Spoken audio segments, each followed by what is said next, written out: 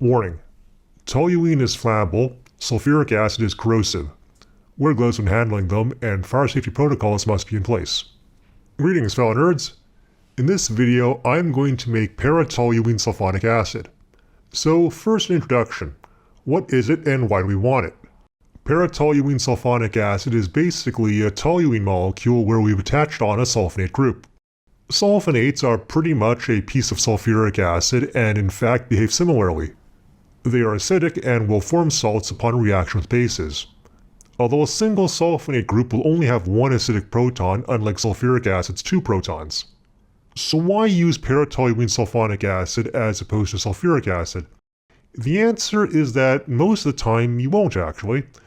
If you just need an acid, then sulfuric acid and hydrochloric acid are preferred. I've been working on my YouTube channel for 10 years and never bothered with p-Toluenesulfonic acid. That being said, it does have some useful properties. First, the toluene attached to it makes this acid somewhat more soluble in organic solvents. It dissolves very well in not just water, but alcohols, ketones, ethers, esters, and so on. You'll get much less phase separation or even avoid it entirely.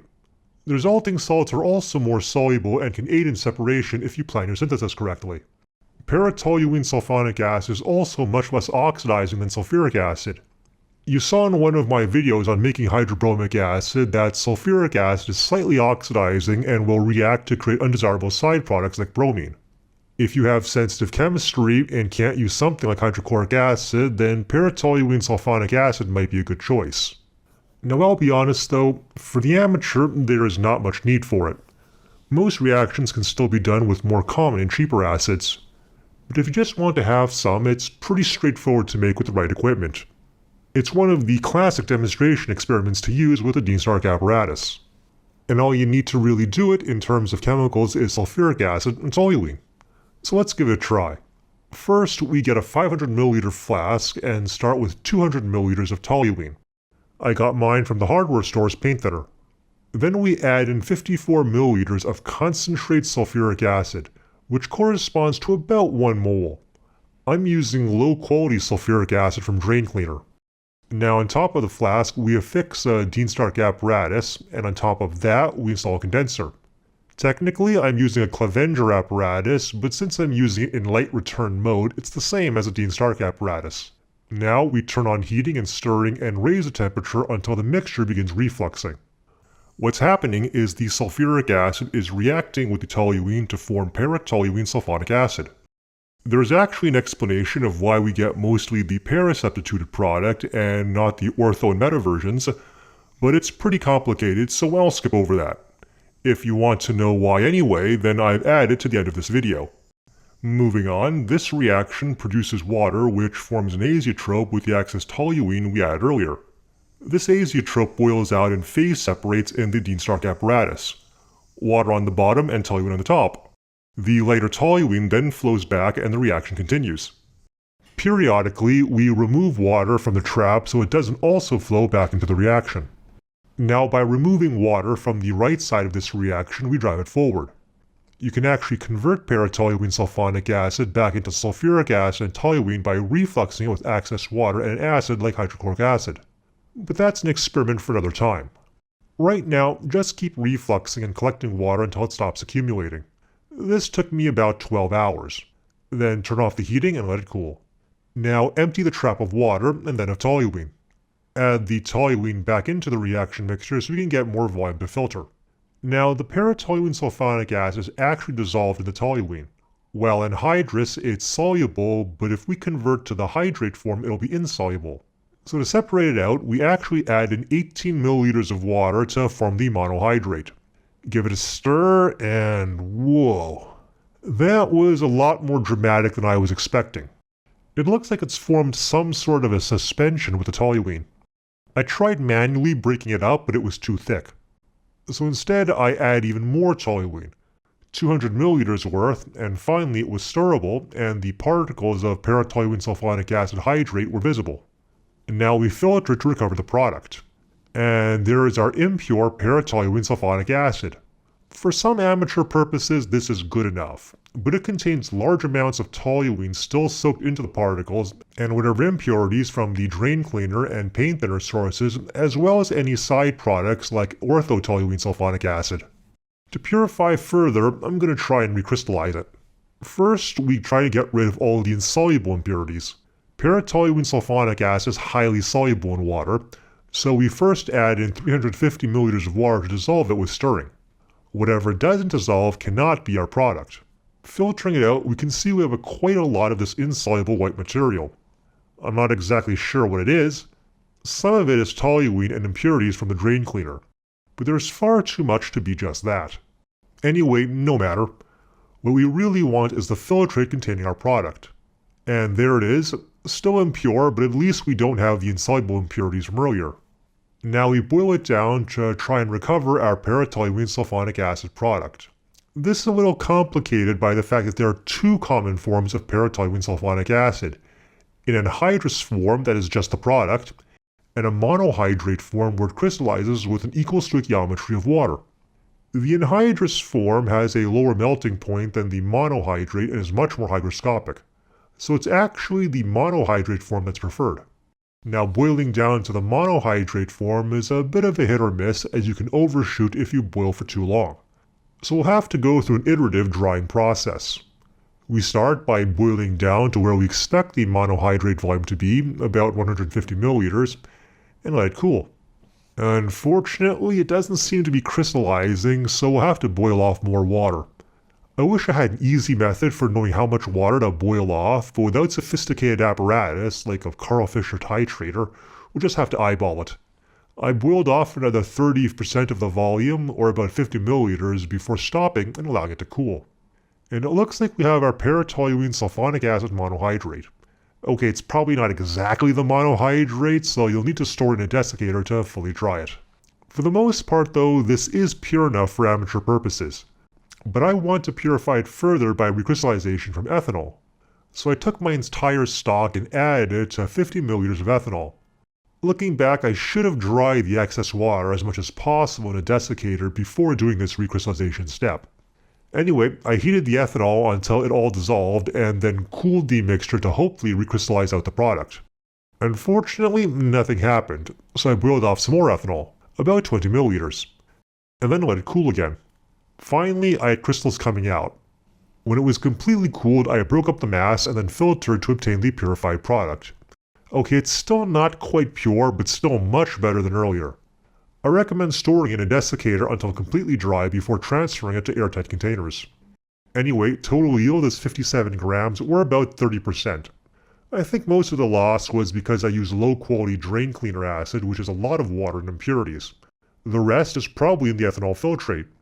It could probably be recovered for better yield, but I'm not going to bother. The very fortunate thing about para-toluenesulfonic acid is that it's really cheap in terms of both labor and chemicals. Anyway, I have no immediate use for it, but I want to have some in my library of chemicals. Maybe to make aromatic esters where sulfuric acid normally used would react with the aromatic groups to create undesirable side products. We'll see what happens. Thanks for watching. Special thank you to all of my supporters on Patreon for making these science videos possible with their donations and their direction. If you're not currently a patron but would like to support the continued production of science videos like this one, then check out my Patreon page here or in the video description. I really appreciate any and all support. Now a quick chemistry lesson for those that are wondering about why our predominant product is para-toluenesulfonic acid and not the other possible products like ortho or meta-toluenesulfonic acid. It has to do with how electrons move around the aromatic ring. Let's take a look at benzene for a second. Benzene has 3 double bonds, but without moving the atoms, we can move the double bonds over by hopping the electrons. This structure is essentially equivalent, but with the double bonds in a new place. This is known as a resonance structure.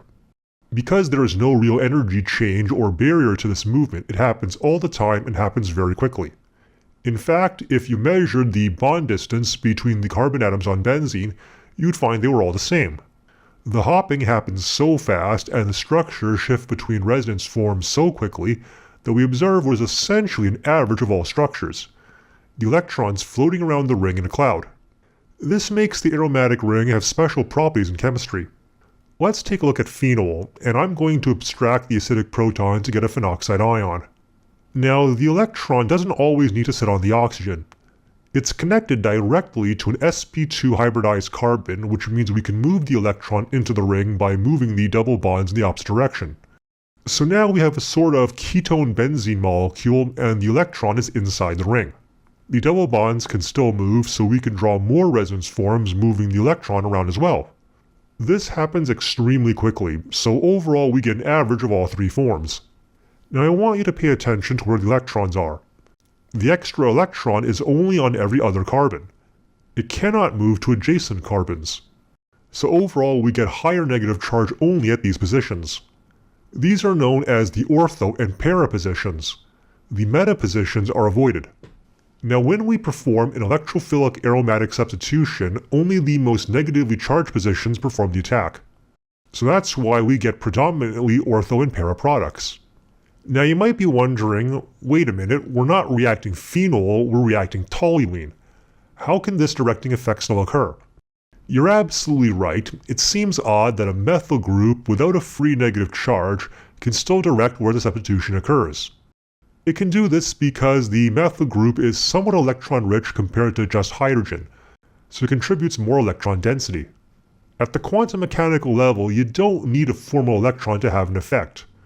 Just the cloud of electrons in the methyl group can push a bit of electron density into the cloud of the aromatic ring, and thus make aromatic ortho and para positions more attractive for the reaction. One way of visualizing this is through the model of hyperconjugation.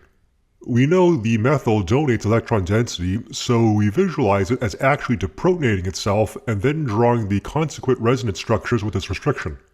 At this point, I want to make clear this is just a way of visualizing and rationalizing the results. This is not formally happening. We are not making zwitterionic toluene, and your toluene is not going to spontaneously isomerize into methylidine cyclohexadiene. It's just not happening, as awesome as that would be. But we are pushing electron density from the methyl group and influencing where the electron density ends up. In the end, we still get the same ortho and para directing effect just like phenol. Granted, the overall effect is indeed weaker for methyl as opposed to oxygen, so you will get a different distribution of products with a bit more meta substitution. Okay, so that covers why we get ortho and para products. But it doesn't explain why in our experiment we're getting predominantly para substitution. If all of these sites are reactive, just by random chance we should be getting 2/3 ortho products and 1/3 para products. Indeed, this has happened before. You can recall way back during my pyrimethamine synthesis I was halogenating my toluene with chlorine. In that case I actually had predominantly ortho products. It was actually a massive problem and I had to devise a complicated separation step to remove them. Why is this experiment different? Well, it's because we're substituting with sulfuric acid. The sulfonate molecule is big, much bigger than chlorine. It actually bumps up against the methyl group. This physical effect is what we call a steric effect, and substituents will try and stay away from each other to minimize such effects. One way to think of it is two guys going into a washroom with a row of urinals. All else being equal, they will not use urinals next to each other if it can be avoided. So on this aromatic ring, the sulfonate ortho product is the minor product due to how large the sulfonate is and how close it would be to the methyl.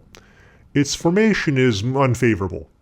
So our majority product will be para-toluenesulfonic acid. I hope that explains it.